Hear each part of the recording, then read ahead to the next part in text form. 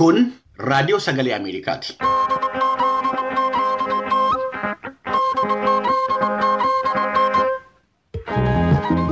Raadiyoon sagalee Ameerikaa wixataa hanga jimaataatti galgala keessaa sa'aatii 2:00 jalqabee hanga sa'aatii 3:00 meetirbaandii 22, 25 fi 31 irratti Washington DC irraa kan dabarsu sagantaa afaan Oromoo amma jalqaba.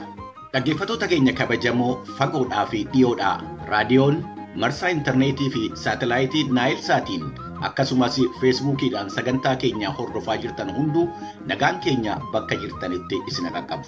Akka mul'atan guyyaan har'aa wixata adoolessa 26 bara 2021 akka lakkoofsa Itoophiyaatti immoo adoolessa 19 bara 2013 keessummeessaan keessan har'aa an Bafqaaduu Morodaati. Dhaggeeffattoota keenya waan har'a qabnu isinitti himuu kootiin duratti raadiyoon sagalee Ameerikaa kutaan afaan Oromoo nama haaraa nutti makame qabna. Gaazexeessaa kanaa wajjiniin wal isin barsiisa. Akka mul'atan dhaggeeffattoota keenya Alamaayyoo Qannaan jedhama. Dhaggeeffattoota keenya Alamaayyoo Qannaa gaazexeessaa muuxannoo hedduu qabuudha. Kutaa biyya Yuunaayitid Isteetsi Minisootaa irraa isiniif gabaasa. Maqaa dhaggeeffattoota keenyaatiin yeroo gaarii si hawwina. Dhaggeeffattoota keenya amma immoo qophiilee har'aaf qabnu gaggabaabsinee isinitti himna. Magaalee Oromiyaa keessatti hiriirri tumsa raayyaa ittisa biyyaa fi waamamee geggeeffamee jira. Kan torban tokkoof geggeeffamu feestivaaliin Federeeshinii Ispoortii Oromoo Ameerikaa Kaabaa sanbata darbee bakka jaallattoonni ispoortii Minisootaa fi kutaalee biyyattii garaagaraa irraa dhufan argamanitti jalqabeera. Fiilmiin Mo'aa jedhamu kan afaan Oromootiin hojjetame ifaajjee waggaa 10 booda gidduu kana daawwattootaaf dhiyaatee jira. Kanneenii fi qophiiwwan biraa qabnaati nu wajjiniin tura. Piroodyuusariin tamsaasa har'aa Daan Biraawon, tamsaasa intarneetii fi miidiyaa hawaasummaa kan qindeessitu immoo Tigisti Gammeeti. Oduuwwan guyyaa har'aa immoo Jaallannee Gammadaatu isin dhiyeessa.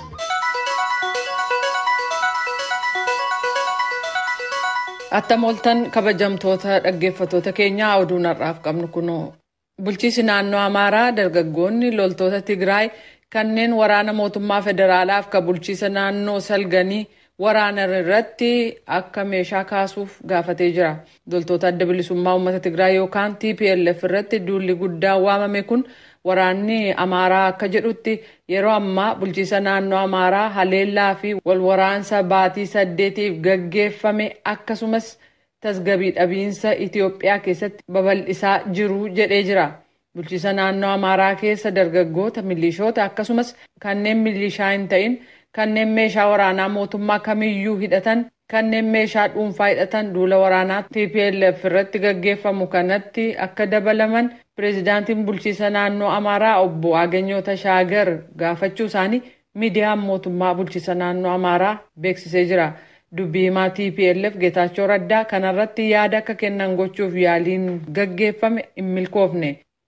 Pireezidaantiin Tuniisiyaa dilbata kaleessaa mootummaa biyyattii diiguun paarlaamaas hojii akka dhaaban taasisanii jiran. Kunis magaalaalee biyyattii gurguddoo ta'an keessatti uummanni bahee deeggarsa isaa akka ibsu kan taasise yoo ta'u, battalumatti rakkoo siyaasaa hammeessuun mormitoonnis fonqolcha mootummaati jedhanii jiran. Pireezidaantiin Tuniisiyaa Kaa'is Sa'id akka jedhanitti muummicha ministeeraa haaraa waliin aangawoota hojii raawwachiistuu ta'an hundeessuuf yaadaa jiran. Kunis caasaa deemokiraatawaa Tuniisiyaa kan warraaqsa bara 2011 baase hojiirra oolchuuf rakkoo guddaa ta'ee jira. Uummanni hedduun hatattamaan magaalaa galma mootummaa fi magaalaalee kanneen biroo keessatti hiriiruudhaan gammachuusaa kan ibse yoo ta'u, fiingee konkolaataa isaanii afuufuun yeroo warraaqsa biyyattii haala turee fi sana boodas biyyoota hedduu keessatti mormii hordofsiise sana kan nama yaadachiisu ture jedhameera. Ta'us garuu pireezidaantichi mootummaa raafamaa kan Tuniisiyaa irratti tarkaanfii kana fudhachuu fi paarlaamaan akka addaan qoodamu ta'uun kun hangam deeggarsa akka argamsiisuuf hin beekamin jira. Garuu deebii hokkaraan kennamu kamiifiyyuu pireezidaantichi akeekkachiisa kennanii jiru. Kan dhaggeeffataa jirtan raadiyoo sagalee Ameerikaa sagantaa afaan Oromooti. Yuunaayitid Isteetsi keessatti yeroo vaayirasiin bifa jijjiirrateef hatattamaan daddabraa jiru Deltaa jedhamu keessumaa kutaalee uummanni tallaalii fudhachuu dide keessatti yaaddessaa ta'uu hayyuu gameessi dhukkuboota daariqaa yookaan infekshinii Dr. Anthony Fauci dilbata kaleessaa akeekkachiisanii jiru. Kallattii sirrii ta'erra hin jirru jechuun CNN'if kan ibsan Fauciin Uummata Ameerikaa harka 50 kan ta'u hin tallaalamin jira. Kun rakkoodha, ofii keenya balaaf saaxilee jirraa jedhan gorsaan sadarkaa olaanaa ka pireezidaan Baayiden Aantanii Faawuchi. Ganna darbe Yuunaayitid Isteets keessatti namoonni vaayirasii koronaan qabamanii dhukkubsachuun hospitaala ciisanii fi duutii dhaqqabe baay'ee gadi bu'ee ture. Garuu amma kutaalee biyyattii kanneen waa'ee tallaalii shakkii qaban keessatti lakkoofsi namoota dhukkuba COVID-19 qabamanii akkaan dabalaa jira. Tallaalii irratti shakkii jiruu fi yaada mootummaan dhiyeessu irratti dura dhaabbannaa jiruutu jabaatee jira jedhan. Yuunaayitid Isteets keessatti sanbata darbee namoonni 51,000 haaraa vaayirasii koronaan qabamuun isaanii kan gabaafame yoo ta'u, kunis torban lamaan darban keessaa harka 172 dabaluusaa agarsiisaa jedhan Dr. Faawuchiin. Torbanneen dhiyeenya kanaa keessa immoo guyyaa guyyaatti namoonni 250 ka du'an ta'uu dubbataniiru. Faransaay keessatti hojjetoonni tajaajila eegumsa fayyaa tallaalii COVID-19 ittisu fudhachuun dirqama akka ta'u akkasumas ragaa kennamu tajaajila hawaasaa keessatti agarsiisuu akka qaban paarlaamaan Faransaay seera raggaasisee jira. Seera ta'ee fudhatamuuf manni murtii heeraa raggaatii kennuu qaba. Biyyattiin weerara vaayirasii marsaa arfaffaan rakkataa yeroo jirtutti kun labsame. Namoonni muuziyeemii daawwatan, manneen sinimaa yookaan lafa daakaa bishaanii deeman Faransaay keessatti ragaa tallaalamuu isaanii agarsiisu hin qaban taanaan akkasumas vaayirasichaan akka hin qabamne ragaa qorannoo hin dhiyeessan taanaan akka hin seenne ittisuun gaggeeffamaa akka jiru yoo ta'u, kunis iddoo uummanni itti heddummaatu yookaan sirna ayyaaneffannaa gaggeeffamuuttis hojiirra oolaa jira. Pireezidaantii Yuunaayitid Isteets Joo Baayiden gita isaanii kan Iraaq Mustafaa Al-Kadiimii Waayit Haawus keessatti wiixataa simachuuf jiru. Qiyyaafanni marii isaanii hegeree loltoota Yuunaayitid Isteets kanneen Iraaq keessaa irratti fuulleffataa jedhamee eegama. Ministeerri Haajaa Alaa Iraaq Faawud Hussein torban darbe raadiyoo sagalee Ameerikaaf akka ibsanitti lameenuu waa'ee imala waraanaa Ameerikaa kanneen Iraaq keessaa kan ilaaleen waliigaltee irra ga'uu jedhamee eegama. Oduun ammaaf qabnu kana. Kan dhaggeeffataa jirtanu Waashintan DC irraa kan isinii darbu raadiyoo sagalee Ameerikaa sagantaa afaan Oromooti. Magaalee Oromiyaa keessatti hiriirri tumsa raayyaa ittisa biyyaa fi waamame geggeeffamee jira. Hiriirri kun magaalaawwan godinaalee 5 keessatti kan geggeeffame yommuu ta'u, jiraattonni hiriira kanatti hirmaatanii tumsa raayyaa ittisaa fi gumaachuu isaanii aangawoonni mootummaa VOA'tti himanii jiran. Dargaggoonni kuma hedduunis miseensa raayyaa ittisa biyyaa ta'uu fi galmaa'uu isaanii aangawoonni dubbatanii jiran. Galmoo Daawiti Arsii Dheeraa irraa gabaasa nu erga qabna. Hiriirri mootummaan naannoo Oromiyaa tumsa raayyaa ittisa biyyaaf jechan qopheesse jedhe dhuma torbee darbe kana sanbataa fi dilbata magaalotii Oromiyaa garaagaraa keessatti gaggeeffamee jira. Akka waajjirri pireezidaantii naannoo ifoomseenii dursa hiriirri kun magaalaa Adaamaa irratti kan gaggeeffame yoo ta'u, hirmaattonni asirratti argamanis deeggarsa raayyaa ittisa biyyaaf qabnaa jedhan dhageessaniin booda biyyoottan alaa dhimma keessoo Itoophiyaa keessa seenuun sirrii miti yaada jedhus dubbatanii jiru. Itti fufees dilbata kaleessaa magaalaawwan Oromiyaa 4 keessatti hiriirri kun gaggeeffamee jira. Hiriira Arsii Asallaatti gaggeeffame irratti jiraattonni godina Arsii hedduun kan argaman yoo ta'an, gumaacha garagaraas raayyaa ittisa biyyaaf kennuu kantiibaan magaalaa Asallaa obbo Gabree Urgeessoo VOA'tti dubbatanii jiru. Abdulkariim Ahmed Arsii lixaa aanaa Xiichoorraa dhufee hiriira kana irratti argame. Ani kan asitti argamee fi gooticha keenya raayyaa ittisa biyyaatiif hiriira deeggarsaa irratti argamu kan raayyaan ittisa biyyaa keenya of kenneet lubbuu ofii qaalii wareegeet biyya tana ijaaruuf biyya tana diigamarraa baraaruuf wal waraansaa jira. Kanaaf ani mootu asitti waan danda'uun waan qabuun duuka dhaabbadheet barbaachisaa ta'e yoo ta'e qaamaanis deemeet keessattuu qaama biyya tana diiguuf yaadu biyyi tun akka hin diigamneef dura dhaabbadheet raayyaa ittisaa keenya deeggaruudhaaf asitti argameera. Alamituu Iminee Gadaa jiraattuu magaalaa Asallaati. Dargaggoon shoorri qabu akka mootummaa tokkootitti biyya keenyaaf dhaabbachuu fi uummata keenya cinaa dhaabbatee hiriiruudha. Nageenya eegsisuudha. Isa kanaadha.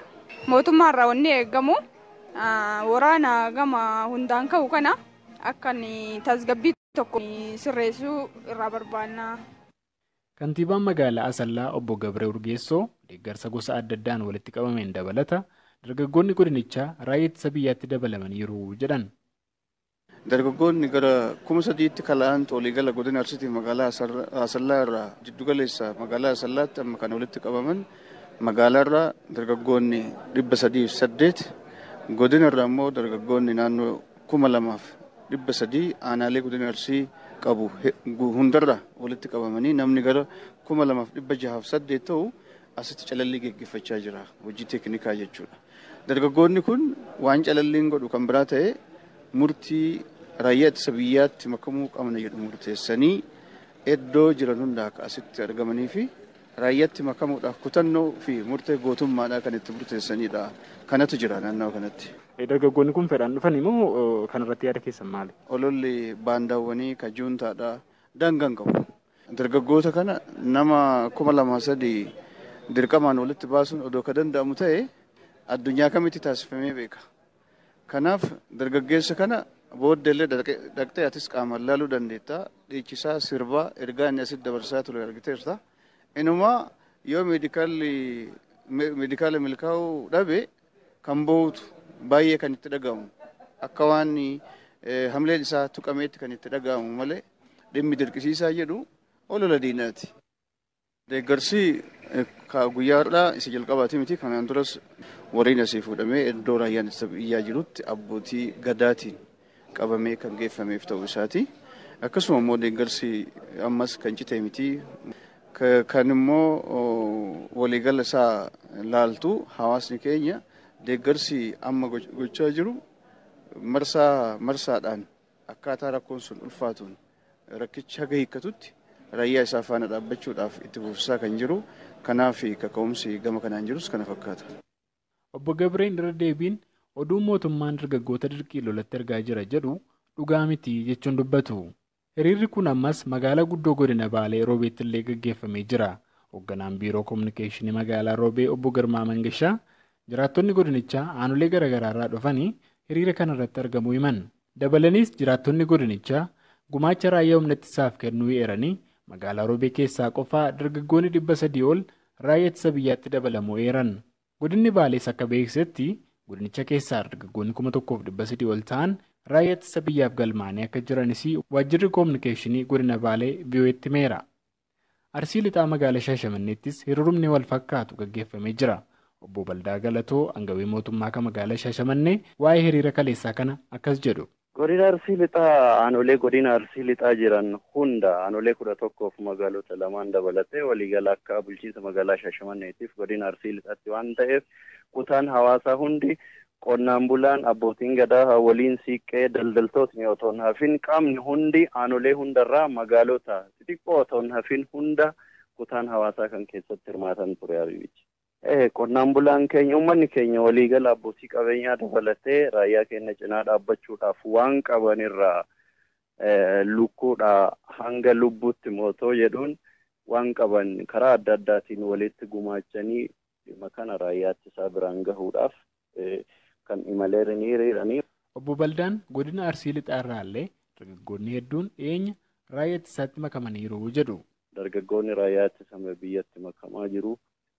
Namootni sababa adda addaatiif kanaan dura raayyaa ittisa biyyaa keessaayis hir'ifaman waan qabaniin yaadaanis qabeenyaanis deeggaraa jiru. Akka bulchiinsa magaalaa keenyaatti naannoo dargaggoota fedhii isaaniitiin raayyaa ittisa biyyatti makaman naannoo dargaggoota 110ti. Akka godinattis naannoo 2,000 olitti kan tilmaaman kunniin fedhii isaaniitiin kaka'umsa isaaniitiin ka'anii maatiinis eebbisee geggeessee akkuma duudhaa keenyatti ammoo abbootiin gadaatiif waliinis eebbisanii raayyaa ittisa biyyatti makamaniiru. Hiriirri biroon kan ture magaalaa Jimmaatti. Hiriira kaleessaa kanarratti jiraattonni godinichaa gumaacha adda addaa akka taasisan ta'uu akkasumas immoo dargaggoonni Jimmaa 4,000 ol raayyaa ittisaatti makamuu obbo Samaruddin Mahammad Zain itti gaafatamaan waajjira kominikeeshinii godina Jimmaa sagalee Ameerikaatti himanii jiran. Raayyaa ittisa biyyaatti makachuun jaalala biyyaaf qabanu agarsiisuudha. Raayyaa ittisa biyyaatti makachuun birmadummaa biyyaa eeguudhaa fi wabii ta'anii dhaabbachuudha jechuudhaani. Dargaggoonni godina Jimmaa akkasuma kan magaalaa Jimmaa waliigalatti 4,000 ol ta'anu torbanuma kana keessatti fedhii isaaniitiin miseensa raayyaa ittisa biyyaa ta'anii raayyaa ittisa biyyaatti makataniiti kan isaan jiranu. Obbo Samaruddin dargaggoota kanaa fi jaarsoleen biyyaa sirna gaggeessaa taasisuu fi BOA'tti himanii jiru. Gabaasa Sagalee Ameerikaaf Galmoo Daawit godina Arsii magaalaa Dheeraarraa. Kun raadiyoo Sagalee Ameerikaati. Dhaggeeffattoota keenya amma immoo gabaasa itti aanutti ceena. Kan torban tokkoof geggeeffamu feestivaaliin Federeeshinii Ispoortii Oromoo Ameerikaa Kaabaa sanbata darbee bakka jaallattoonni ispoortii Minisootaa fi kutaalee biyyattii garaagaraa irraa dhufan argamanitti jalqabeera. Dorgommiin kun kilabii biyya Kaanaadaatii hirmaate dabalatee walumaa galatti garee kubbaa miilaa 24 istaadiyoomii garaagaraa 3 keessatti geggeeffamaa jira. Gama biraatiin waldaan ogeessota fayyaa Oromoo sadarkaa addunyaatti dameen Minisootaa fi Access Family Clinic feestivaalii kana irratti argamuun talaallii COVID-19 dabalatee tajaajila fayyaa kennaa jiru. Gabaasaa keenya haaraan Alamaayyoo Qannaa Minisootaarraa kanarratti dabalata qaba. Feestivaalli ispoortii Oromoo Ameerikaa Kaabaa kan bara kanaa sanbata xiqqaa darbe bakka uummanni hedduun argametti istaadiyeemii mana barnootaa sadarkaa lammaffaa Osiyoo keessatti eegale. Dura teessuun Federeeshinii Ispoortii Oromoo Ameerikaa Kaabaa Aadde Makfiraa Haaji Ahimad Nuuree Sagalee Ameerikaatti akka himanitti dorgommii kanarratti gareen 24 kan hirmaatan akka ta'ee fi jalqabbiin dorgommii kanaas kan kanaan duraarraa gama garagaraan adda ta'uu himan. Dorgommiin ispoortii adoolessa 24 hanga 31tti geggeeffamu kun guyyaan tokkoon isaa maqaa fi sababa moggaafamaniif qabu kan jedhan Aadde Makfiraan guyyaan jalqabaa guyyaa Osfaanaati. Dilmanni kaleessaa guyyaa hawaasaa jedhamuun kan beekamu yommuu ta'u, wiixatni guyyaa dubartootaa, kibxanni guyyaa sabboonummaa, roobiin dhufummoo guyyaa qeerroof qarree, kamisni guyyaa goototaa, jimaatni immoo guyyaa yaadannoo aartist Hacaaluu Hundeessaa jedhamuun moggaafameera. Sanbatni immoo guyyaa aadaa Oromoo jedhamee moggaafameera. Guyyaa kanneen haala kanaan moggaasuun maaliif barbaachise gaaffii jedhu akkas jechuun deebisan.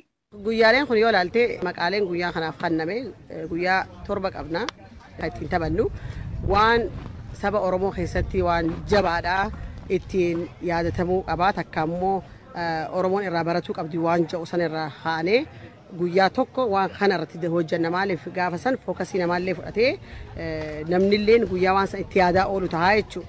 Kanaaf wanni sun hundi achi keessatti wanni jiru waan Oromoodhaaf yeroo ammaan sanatti ni barbaachisa illee yaannu haaluma Oromoon biyyaa illee keessa jirtu asii illee waan uummanni keenya biyyaa taa'aa jiru irratti nuti illee sammuun keessa jiru jechuudha.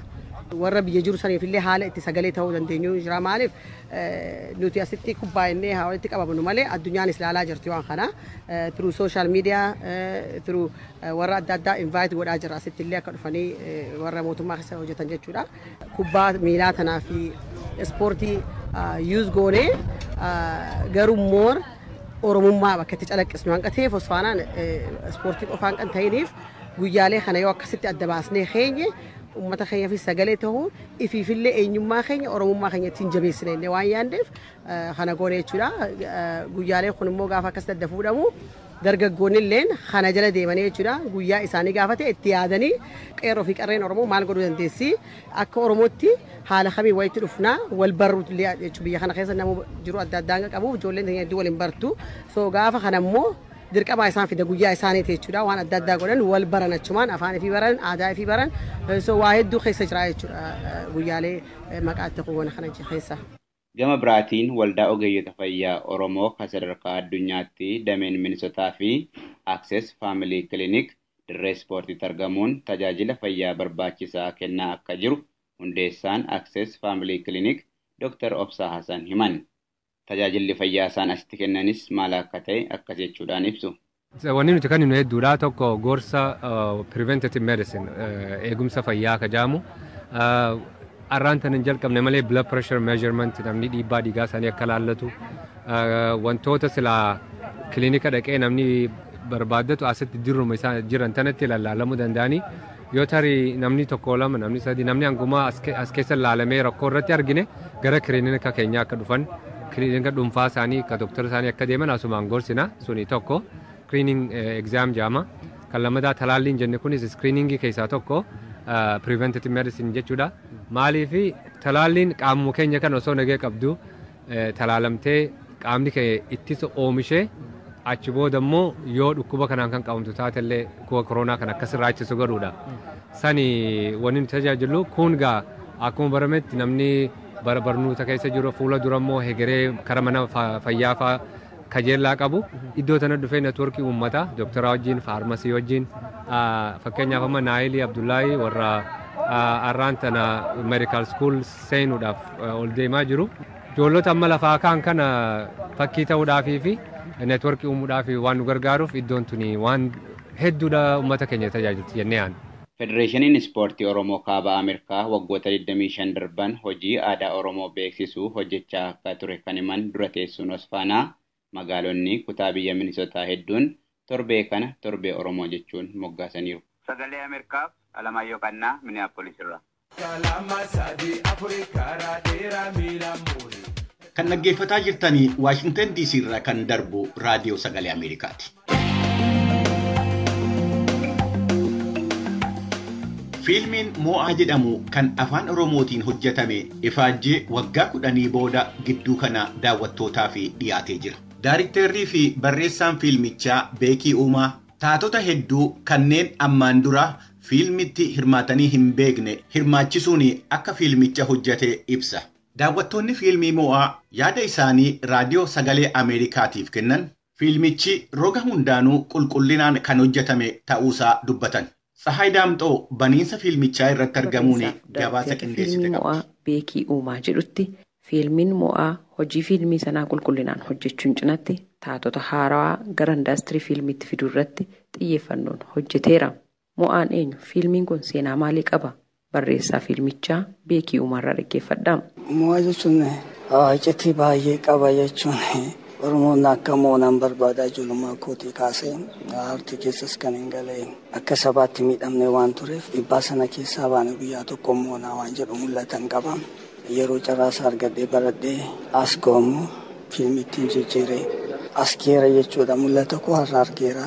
Kanaaf gammachuu guddaan qaba. Mo'achuudhaaf namni bu'aa bu'ee keessa darba namni mul'ata qaba yeroo hundumaan qorama. Yeroo qoramu immoo miidhama baay'ee keessa darbaa dhiibbaa baay'ee keessa darbaa sana namni mul'ata qabu salphaatti bakka yaade sanan ga'u. Kanaafuu bu'aa bu'iin akka jiru miidhamuun akka jiru dhiibamuun akka jiru sana booda immoo galmaan ga'uun akka jiru mul'isuun barbaada. Abbaan mul'ataa yeroo hundumaa osoo hin qoramiin osoo hin dhiibamiin osoo hin kufiin ka'uu hin danda'u. Ka'uudhaaf kufuun dirqama. Kufanii achitti hafuutu hamaadha malee. Mo'aan waggaa 10 har'aati yaadni isaa akka ta'amu kan eegale garuu bu'aa bayii hedduu booda xumuramee eebbaaf qaqqabeera. Kun miira addaa qaba Beekiitu jedhe. Gammachuun natti dhaga'ama maaliif mul'ata ofii arguun salphaa miti. Nama itti dadhabee immoo itti miidhamee waan itti miidhamee itti dadhabee itti dhiibame sana yeroo akkanatti taa'ee yeroo argu akka lammaffaa dhalateetti miira akkasii natti dhaga'ama. Bu'aa bayii baay'ee keessan darbee ergi barreeffamee booda waan sana gara fiilmitti jijjiiruudhaaf iskiriptii jiru sana karaa dheeraan deemee akka uummata bira ga'uudhaaf baay'ee itti dadhabeera. Garuu immoo mul'ata waan ta'eef abbaan mul'ata immoo yoo haalillee itti jabaate boodatti hin deebi'u. Bira ga'ee kufa malee abdii murate yookiin kutatee hin hafu. Anis waggootii 4 natti fixee jechuun piroosesiin waraabbii kanaayyuu sana dura immoo waggaa 6-7 10 ta'a ergi waan kana jalqabee yaadee fiilmitti jijjiiruudhaaf yaade. Hiriyoonni killee yeroo ati gitiin turtu dhadhaabbata sii ta'uudhaaf hin fedhanu. Maaliif dadhabsiisaa waan ta'eef hubannoo qabaatee namni wajjin dadhabuu barbaadu hin jiru. Uummanni keenyas immoo haala saniin waan kana hubate. Kana keessaanis waa hojjechuu dandeenya jedhee namni hubatu hin jiru. Garuu namoota na bira jiran tokko na gargaaranii as geera. Walirratti abdiinis hin jiru. Waan baay'een argee hiriyoota koo argeera. Namoota na beekan argeera. Yeroo ilaalu eenyu na bira hin jiru maaliif dadhabaan jira maaliif dadhabna jedhanii yaadu garuu maaliif akka dadhabu beeka. Uummata kana hin jaalladha. Uummata kanaaf dadhaba. Waan sanachi ceesisuu waan hin barbaaduuf kophaa koo lolee as geera. Kanaaf gammachuu guddaan qaba. Oromoo miiliyoonota hedduun lakkaa'amu keessatti artistii muraasni irra deddeebiidhaan diraamaa irrattis ta'u fiilmiif tiyaatira irratti mul'atu. Kana fooyyessuudhaaf taatota jalaa guddisuun barbaachisaadha. Kanaaf humna namaa oomishaan jiraa jira barreessaan fiilmii Mo'aa Beekii Uumaa. Warra guddaan isaanii amaatariidha. Taatonni tokko achi keessa jiran immoo ekspiriyaansii adda addaa qabu yeroo dheeraa keessatti hojjetaniiru. Garuu taatota haaraa baasuun barbaada. Maaliif Oromoo miliyoona 50 keessaa namoota murtaa'aa qofaadha fiilmii fi diraamaa koo hojjechaa jiranii. Maaliif fedhii namni hojjechuudhaaf qabu immoo dargaggoo baay'ee jira. Sana maaliif hin baasnu? Maaliif nama oomishuutti hin jiramma qarshii irraa argadha jedhee osoo hin ta'in industirii kana guddisuudhaaf duraan dursa namoota oomishuu qabna. Nama akka waan kan hubatan goonee qopheessuutti hin jira. Gara fuulduraa immoo baay'eetu hojjetamaanii bu'uura isaa lafa kaa'an jira. Artist Yeshi Raggaasaa artistoota fiilmii kanarratti hojjetan keessaa ishii tokkodha. Mo'aa irratti bakka haadhaatu naaf kenname. Anis haadha ta'een hojjedhe jechuun ibsiti. Fiilmichi baay'ee bareedaadha. Duraan yoon hojjedhu akkana natti fakkaanna. Jechuun garuu keessuma kootiin hojjedhe waa'ee haati akkamii ilmishii innaa biraa deemu rakkatee innaa biraa deemu akka darbuuf innaa waa tokko barbaadu deemu akkamii jedheetiin keessa kootii hojjedhe jechuudha. Garuu akkanatti waan miidhagus natti fakkaanne akkanattis hamilee waan nama tuqus fakkaanne ani garuu hojjechuu kootirra immoo kan hojjetame arginaan boo'e. Ijoollee kootii waliin dhufe ijoolleen koo hin boosse anis nama haadhummaan yoo keessa keetii hojjette fiilmis ta'ee akkanatti lafattis ta'ee haadhummaan baay'ee bareedaadha. Haadhummaan biyyummaadha. Haadhummaan tokkummaadha. Baay'ee bareedaadha. Haadha ta'uun fiilmii kanarraa barnoota baay'ee argachuu nu barbaachisa jechuudha. Arganne jennee haala malee bashannanuus dhabne jennee haala malee kufnee hafuunis gaarii muti namni xaaree namni hojjetee iddoo guddaa gahaa jechuudha. Fiilmiin Mo'aa magaalaa Finfinnee giddugala aadaa Oromootti kan eebbifame. Namoonni fiilmii kana daawwatan roga hundaaniyyuu waa'ee fiilmii kanaa akkanaan ibsaniiru. Ani maqaan kiyya Misgaanaa naan jedhani. Fiilmiin Mo'aa baay'ee bareeda. Dhuguma dubbachuudhaaf fiilmii yeroo isaa eegee yeroo ittiin barbaachisa jedhamu artii Oromollee kan jajjabeessuu fi uummata Oromollee kan dadammaqsu ergaa baay'ee kan of keessaa qabu. Qulqullinni isaa haalli itti waraabame qindoominni sagalee baay'ee kan yeroo isaa eege fiilmii kana dura ilaaluurraa baay'ee fooyya'aa kan ta'e natti mul'ata. Fiilmii afaan Oromoo kanaan dura binneen manatti ilaalla. Gola keessatti artistoonni Oromoo amma dandeettii isaanii artii isaan keessa jiru ibsuudhaaf carraaqqii hedduu godhu. Sun garuu haala akka ammaa kanaan mijatee golli yookaan immoo galme tiyaatirri Oromootti ijoolleen Oromoo yookaan immoo daawwattoonni fiilmiin afaan Oromoo iddootti daawwatamu haala ammaa kanaan mijataa hin turre. Saniif jecha fiilmii afaan Oromoo manatti ilaalla.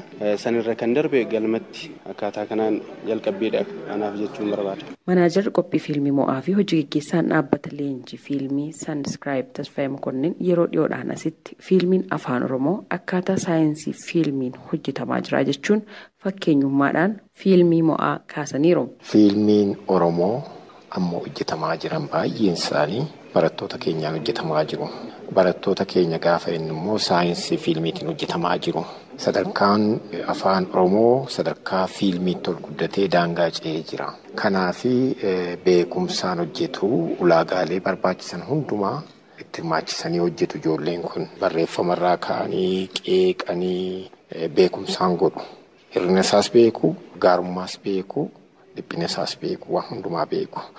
Mo'aa fiilmii irratti gaafa ilaalu teeknikiin itti fayyadame baay'ee na dinqa. Flashbackiidhaan agarsiisa waan baay'ee dudduubatti deebi'ee namoonni amma dhumaatti deeman malee baruu hin danda'an icitiinsaa kan daggarti garuu baay'ee jira. Fiilmiin immoo akka naachuraalii waan tokko qabachuu qaba. Wanti keessatti hafu qabaachuu qaba. Yemmuu baatee deemtu of gaafattee nama gaafattee icitiinsaa baruudhaa fi wanti keessatti hafu tokko qabattee deemta. Harka walitti reebdee waa hundumaa guutee deemuun duwwaan satisfaakshiniin fiduu beekumsa guddaa sirraa argachuu hin dandeessu. Daawwattoonni, taatonni, barreessaa fi qopheessaan fiilmii kanaa hawaasaaf erga dhaamaniin guyyaa guyyaan fiilmiin afaan Oromoo ilaalamuun amaleeffatamuu qaba. Aartiin Oromoo jajjabeeffamuu qaba. Kanaaf wantoota artistoonni dhama'anii hojjetan ammoo uummanni ilaaluun dirqamaa jechuudhaan dhaamaniiru. Gabaasa Raadiyoo Sagalee Ameerikaatiif Hayidaamtoo Finfinneerraa. Raadiyoon Sagalee Ameerikaa galgala keessaa sa'aatii 2:00 jalqabee hanga sa'aatii 3:00 meetirbaandii 22 yookiin kiilooheerzii 13,765 irratti meetirbaandii 25 yookiin kiilooheerzii 12,040 irratti akkasumas meetirbaandii 31 yookaan kiilooheerzii 12,485 irratti wixataa amma jimaataatti qophii afaan Oromootiin dabarsu asirratti raawwata. Qophii birootiin amma walitti deebinutti nagaatti bulaa. Amma sagantaa afaan Amaaraatu itti fufa.